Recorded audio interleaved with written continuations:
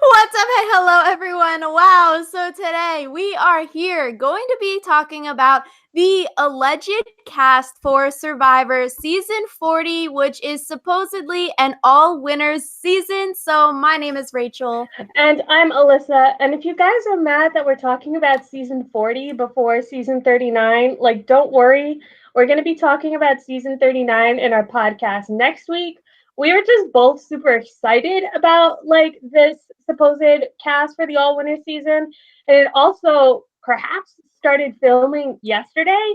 And so we were like, okay, we should talk about this while it's still fresh in everyone's mind, and we're just really hyped for it because I think we have talked before about who we would love to see cast on an all winter season, and some of those people were cast on this season.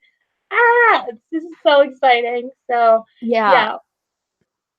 And now that yeah, yeah.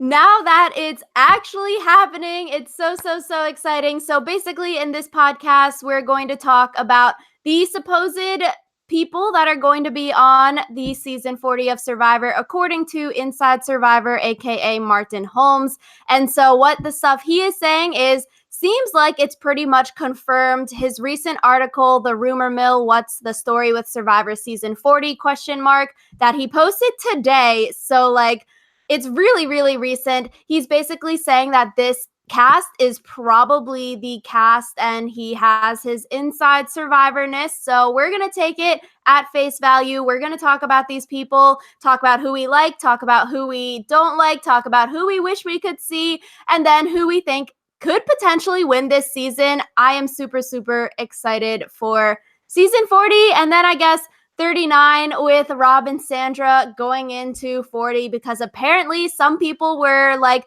no way, they're doing back to back as the mentors and then going into a season. But apparently it's true and they're on back to back seasons. Yeah, I thought that was really interesting, but it's also just I guess it is what it is.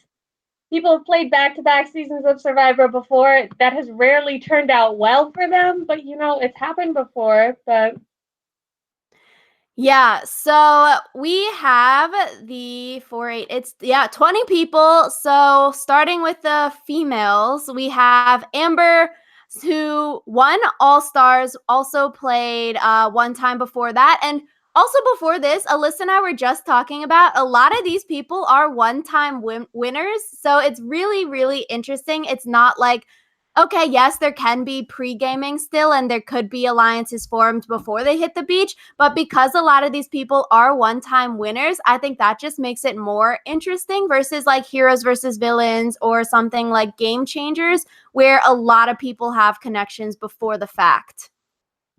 and speaking of heroes versus villains, four of these players I think were on heroes versus villains together, and so that's going to be interesting for them, I think, and also affect this whole pre-gaming thing that might happen, is probably happening. So Yeah. So Amber from who won All Stars, and then Danny, one-time player from who won Guatemala. Denise, who won in the Philippines, also one-time player. Kim, one-time player from One World. Michelle, one-time player who won Co Wrong. Natalie Anderson, one-time player who won San Juan del Sur. Parvati, three-time player in Cook Islands, Heroes versus Villains, and then she won Micronesia in the middle of those. Sandra, I guess this is her fifth time playing, if you're counting 39, if mentors, if they're actually going into the game after their mentoring is done or whatever. We'll see next season. But won Pearl Islands and then came back for Heroes versus Villains and won that also. And then Game Changers, which I don't freaking count as a play. So then 4 would be 39, fifth would be season 40. Sarah played twice. She won Game Changers her second time, and then Sophie Clark, who won South Pacific. yeah, and then there's Adam Klein, who won Millennials versus Gen X, one-time player. Then I don't know how to say his last name. He won HHH, also a one-time player. Ethan, who won Africa, he's a two-time player, I think, but he played so long ago. Wow. I was surprised to see that like there is a bit of recency bias in this casting, but there are some people from like the way back days. Um, Jeremy Collins won Cambodia, two-time player. Nick Wilson won David versus Goliath, one-time player. Rob won Redemption Island. Definitely not a one-time player. This is his fifth time? I Question think, mark. yeah. Wow. Wow. Tony, who won Cagayan, this is his third time playing. Tyson, who won Blood versus Water, and then he came back for HVV. Wendell, who won Ghost Island, one time player. And then Yule, who won Cook Islands, also a one time player, and a one time player a lot of people wanted to see come back. So I think that's like half the cast is one time players, which is amazing because a lot of them have only played the game and only know what it's like to win the game. And I think that winners before have talked about how like being on the jury gives you like a lot different perspective about like what it's like to then be on the other side of the jury and possibly give a better jury performance. So, yeah, that'll be an interesting thing for them.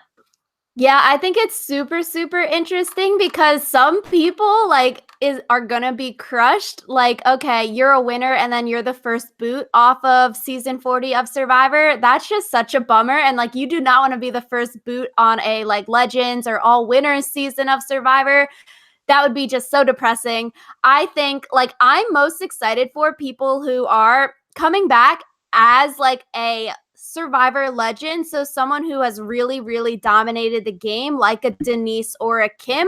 And this is their second time coming back overall. So like I'm really, really excited for that because some people like Alyssa said, we just saw Nick play. We just saw Wendell play in the past 2-3 years. Adam won when we were freshmen in college and now we're rising seniors. So like, yes, it's exciting, but it also is only 3 or 4 years that has passed versus like 10 years that we've seen some of these people play. Yeah, and so, yes, that. My brain just went on a vacation. I took my last final yesterday, guys, and my brain has been struggling to function. So, apologies if I just drop off in the middle of a sentence. My brain has decided it's not going to play today, but I'm here because I got to talk about this.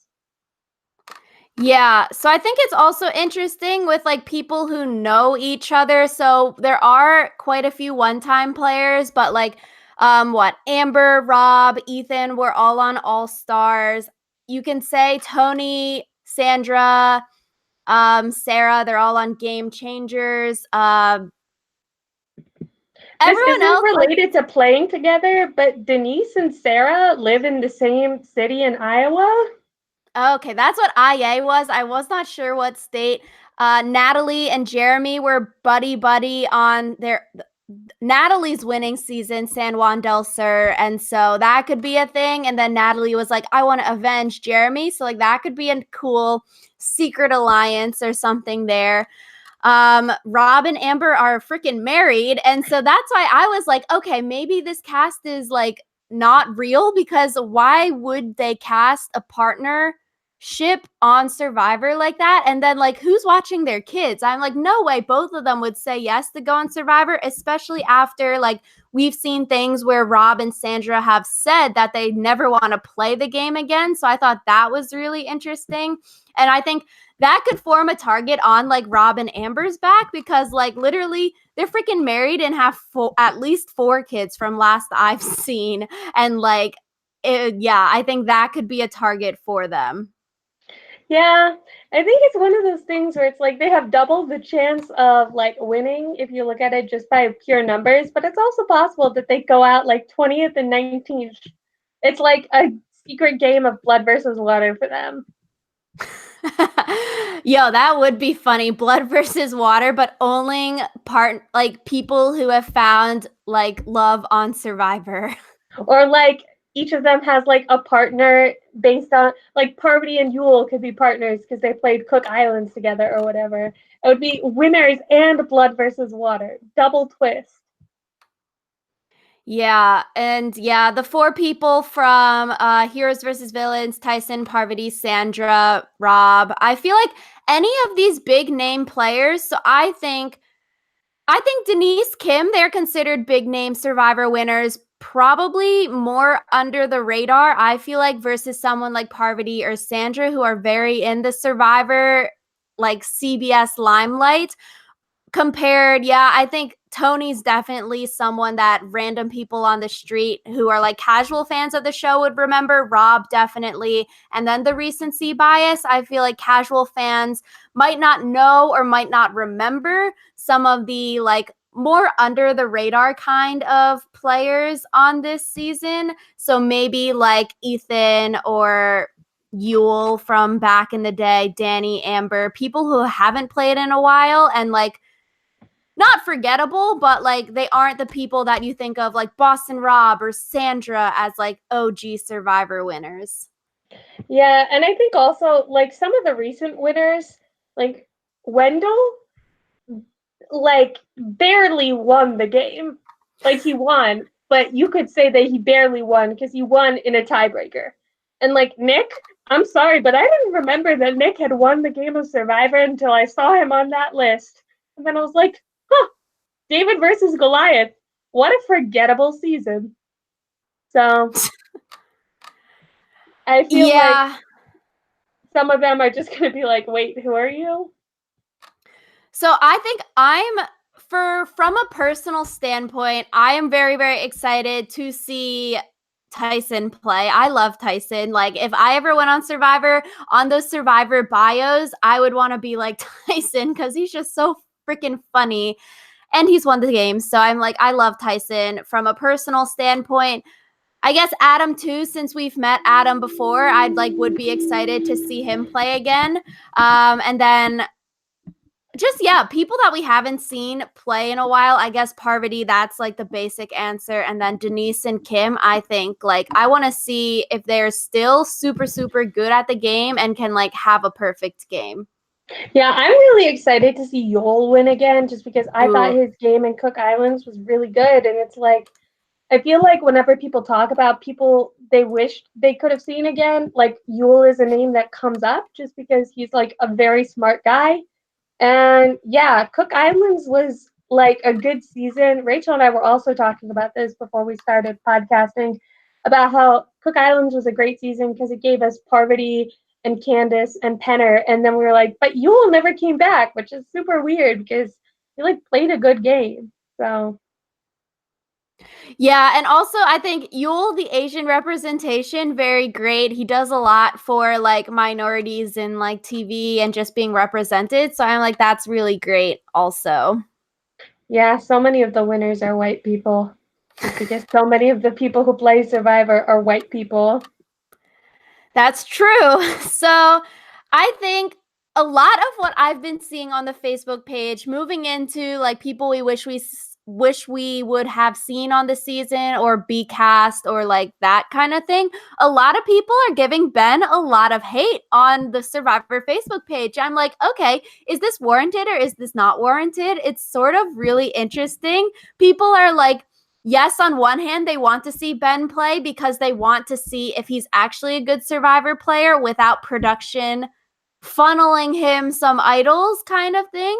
Because all 20 of these people are production's favorites. They can't funnel Ben any idols this season. So I think that's an interesting, like, I would want to see him maybe prove himself if this is a true cast or replace him maybe with someone else kind of thing. But like certain people, I think it will be interesting to see someone like Michelle play again because I think a lot of people had issues with Michelle winning over Aubrey. So I think I would love to see Michelle prove herself this episode also. I think she could be very underestimated because of how she won the game versus other winners on this cast. And so I think she could potentially go far because she will be underestimated. Sophie, I guess, from South Pacific. Also, maybe people had issues with production, probably wanted Coach to win that season, and that's why they invited Coach and Ozzy back. Same thing, like this past season 38 that we saw, they probably wanted one of the 4 returning players to win and not Chris. So I think like people like that, we hopefully can see prove themselves in this season. Yeah, I'm really interested personally to see how Wendell plays without Dom, because it was like they were basically a package deal from the merge onwards. And so it's like Wendell always had like a right hand person who never like stabbed him in the back or anything. And it's like you got to learn how to deal with that, I feel like, in Survivor. And the fact that he didn't have to deal with that was like a fluke more than anything. As for people that like I wish would be on this cast, I feel like the only person that I'm kind of wish he was here, but also I'm really glad that he's not is JT, just because I feel like that man was just like he was a very steep slide downwards after winning Tocantins. He was like mediocre in Heroes versus Villains, and then in Game Changers, he Yeah. done goofed. And I feel like part of the reason why they might not have invited him back, because then it would be 5 of the 20 people would have been Game Changers people, and it's like you don't want 25% of your cast to be the cast of another season. I don't think so. Yeah, from Heroes versus Villains. Yeah. Yeah. So going into like people that are winners, but Inside Survivor has a list of like people who either were contacted and said no, or just maybe weren't contacted. So Todd, China winner, they're saying he was never called. Vesepia, they're saying that she was never called. Chris from Vanuatu was apparently never called. Tina was apparently called but then cut. Mike was also called but then cut. I think, yeah, Tina or Mike may be interesting. I feel like we've seen Tina play like 2-3 times now. Mike, I'm like, he's sort of in the Ben boat. Pick one or the other. So like Ben or Mike, fine. Brian from Thailand never got a call. Jenna apparently never got a call. Tom and Aris are unknown. Earl said that he got a call but then turned it down. I would have liked to see Earl play again from winning Fiji. I think that's another one that's like Yule and like Denise and Kim, who are like one-time player winners who you'd want to see again. So Bob is unknown, JT is unknown, Natalie White is unknown, and then Fabio never received a call apparently. For Natalie and Fabio, I would honestly want to see them play again. I think they're sort of in the same boat as Michelle, where they're sort of underestimated or forgot about as winners, or people are angry about Natalie winning over Russell Hantz or Fabio winning his season. So I would want to see those two play again. And then especially they've aged, so they could potentially be really good Survivor players. Cochran apparently turned down the offer, which is interesting because Cochran's way up CBS's butt. So I was like, okay, a little bit surprised he's not here. Chris apparently maybe turned down the offer, and then Richard Hatch. Yeah, but then I think he says he wasn't invited. Yeah. I think a lot of people were upset that Hatch wasn't invited / wasn't cast on the show, just because they were like, he's the OG winner, and like you can't have an all winner season without the OG winner. And it's like, I think that you got to remember that Hatch is like almost 60 now. He spent time in prison because of Survivor. He had the whole scandal when he came back from All Stars, where Sue quit the season because of him. So, yeah, I feel like Hatch, the reason he might not have been invited back is just because he's like a political minefield, especially with like the incident with Sue. Like, I'm not sure whether or not anything was like fully like decided, like what happened between them, but like obviously recently, like Me Too has been gaining a lot of traction, and then like casting someone who like another cast member like claims sexually assaulted them, and then it's like he spends a lot of time naked around people, which is like an uncomfortable situation for some people, and it's like that would just be like a minefield that maybe Survivor isn't prepared to like navigate at this moment. Yeah, I would think that Russell or Richard is a little bit problematic for the show, TV kind of thing. But yeah, that's apparently the reasoning why some of your favorite survivors aren't on this upcoming season. For potential winners, I think in any season where it's all returning players, it's probably someone who is more under the radar that's going to win the season. I would be like straight up flabbergasted if Sandra won a third time, or if Tony made it to the end, or if someone like Rob made it to the end. Like, I would put my firstborn child on the line. Like, if they're getting to the end, even Parvati, these people probably won't make it to the end, which I would be very sad about because I want to see them on my TV screen. But I think those big name players who are around CBS, who are loved by production, invited back multiple times like this, even maybe Tyson, I don't think they can win the game because they have too big of a target on their backs from the start. Like, everyone wants to be like Parvati. Like, no way she can make it that far into the game unless like she's so great. Yeah, and I think we kind of talked about this before when we were talking at the beginning of Game Changers about how like one of the winners wasn't going to win again and how it was unlikely that like a big name would win Game Changers. And we were right because Sarah was not exactly a big game in Survivor. And then Game So, Changers was just ass though, because you have like at least in All Stars winter seasons, everyone's sort of on equal playing field because they've won once. Game Changers, I'm like, you have 5 big name players and then 15 losers. Like, of course, the people that have played multiple times are getting voted out first, like Tony and Sandra and Malcolm. Like, of course, I'm like, oh, Game Changers was just a bad season. yeah, it was a bad season. I feel like this season will hopefully be good though because it's like I feel like there are very few winners who you could say they like accidentally won twice. Like I think Yeah. some people like weren't happy with like Michelle winning or Sophie winning or Ben winning, but it's like if they then win again, you can't say that it's just because like production helped them or whatever. Like you have to acknowledge that they did something right to get to the end twice. Yeah, so we'll go through females and males, who we think potential winners are. I think we're both on the same page that it has to be someone sort of under the radar.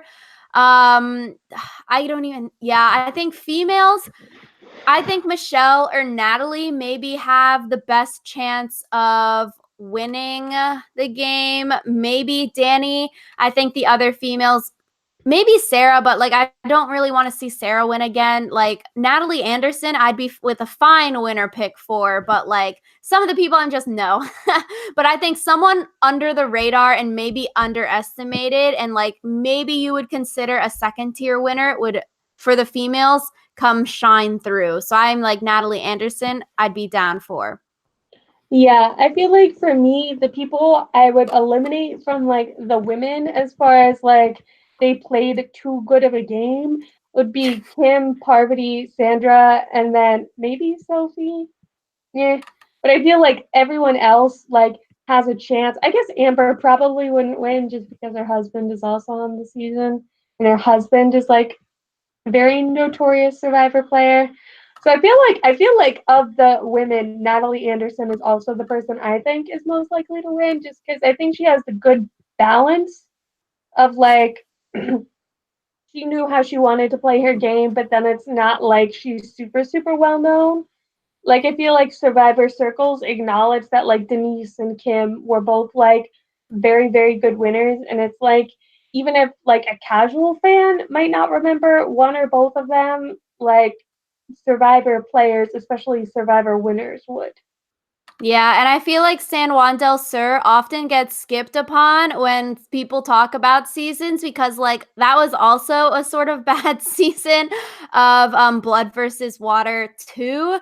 So I think that could be another reason. And I think Natalie's well connected since she knows Jeremy, and like Jeremy's in different circles and like well liked by people. But yeah, I think I eliminated Amber from my list because I think like she would have a target because of Rob, or if they vote Rob out to hurt Amber, which would probably be the smart thing to do, like vote him out so she doesn't have that alliance come the merge or a tribe swap or whatever. Like then maybe like she can go really far in the game. But I think if Amber and Rob are both in the season come a tribe swap and merge, people are like, even like showmances get shit on a lot, and then you have a real marriage on a season. It's just like that's too much threat.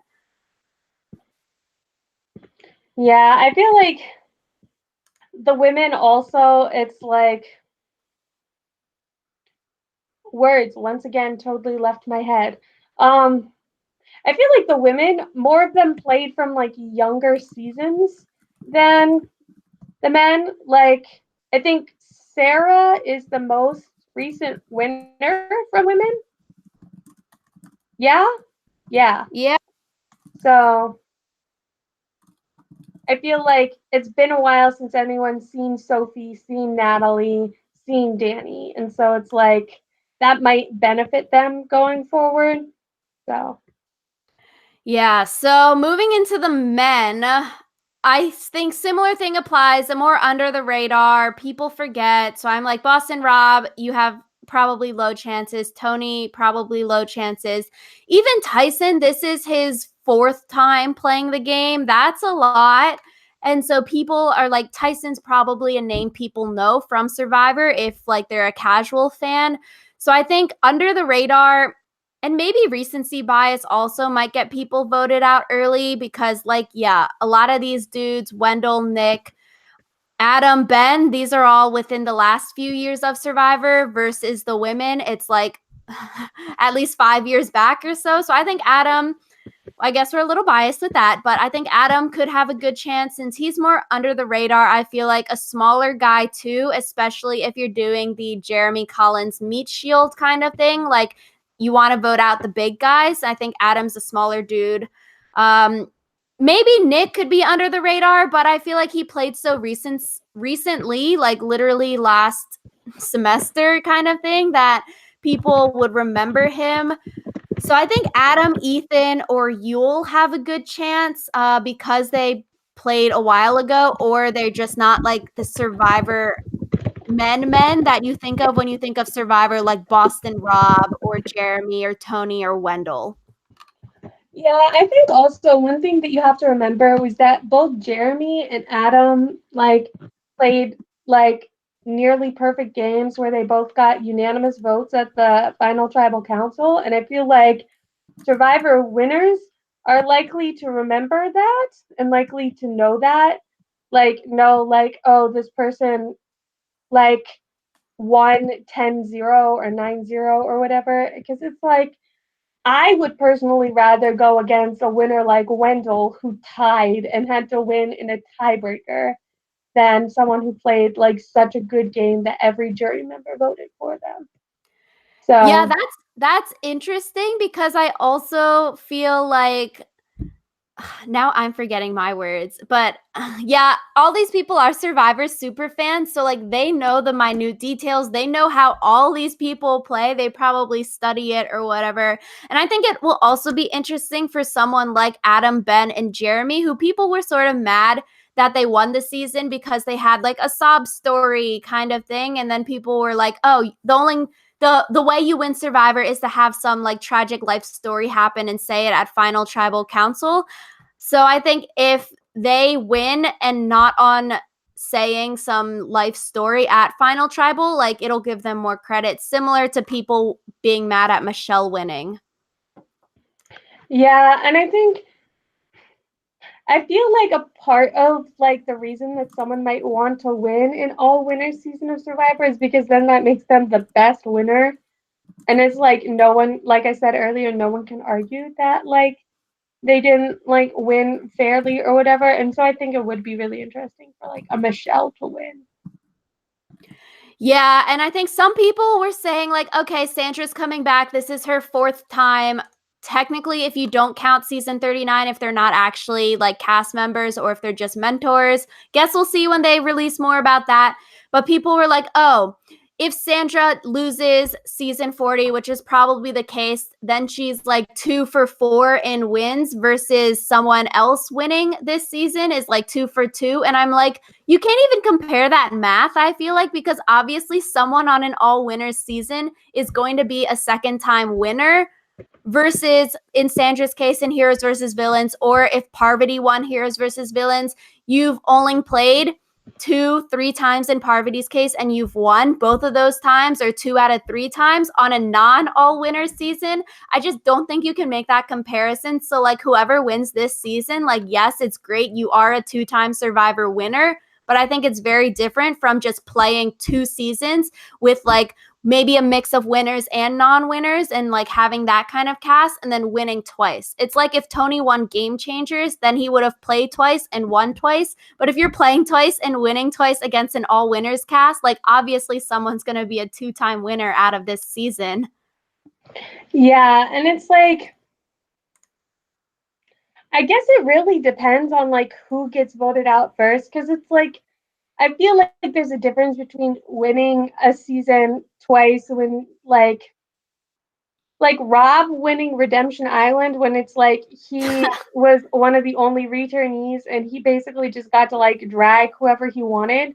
And it was like everyone was just like, oh my God, Rob, you're so cool. Like that win is very different from a win that you like really had to fight for.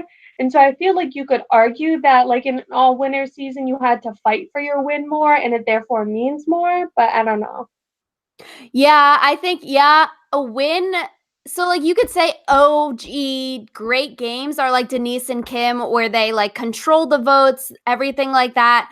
Um, like they're playing against all newbies when you're a newbie, that's one level of winning. Then you can say Amber's winning against, or I guess Sarah's winning too, against a cast of returning players. That can be another level of winning.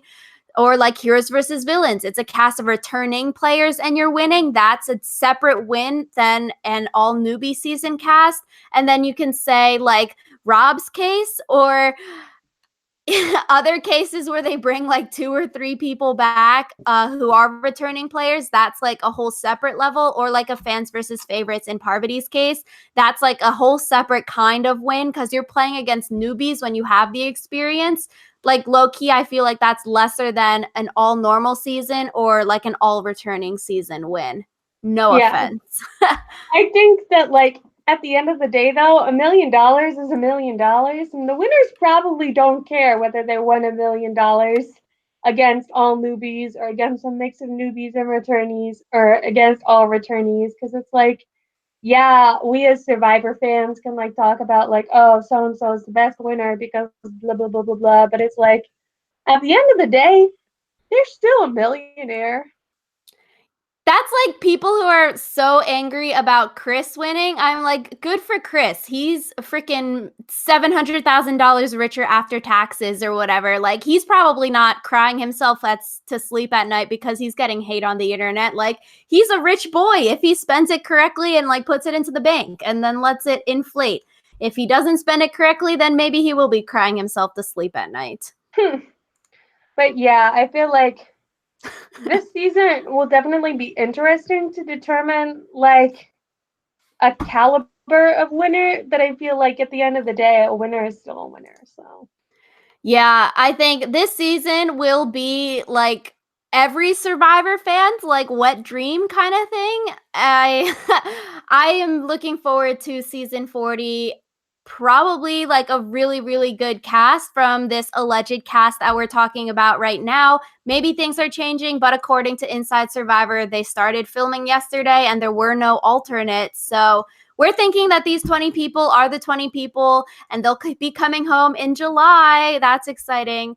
But yeah, I am super excited to see some of these people play again. And I think it'll be a good season of Survivor. Hopefully, not a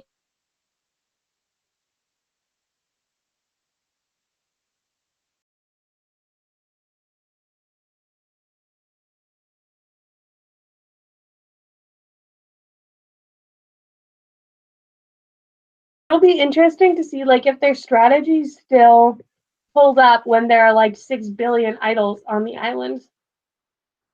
I hope not. Let's bring it back to old school and not have idols where the contestant casually sleeps at night. Haha. Yeah, but so let us know in the comments down below your thoughts. Let us know who you think is going to win this all winter season, who you would have liked to see, who you wish wasn't cast on the season, and anything else you want to tell us about this supposed season 40. We love to hear your guys' thoughts on these things. And yeah. Yeah. So let us know also some DIY challenges that you want to see us do because Alyssa and I are both in Maryland for the summer. So we really want to film more of those DIY challenges because they're a ton of fun. We have some ideas from the most recent seasons of Survivor that are like easy puzzles we can remake. But let us know, and we will see you all next Saturday, June 1st, for our season 39 theme reaction. Okay, we'll see you guys then. Bye.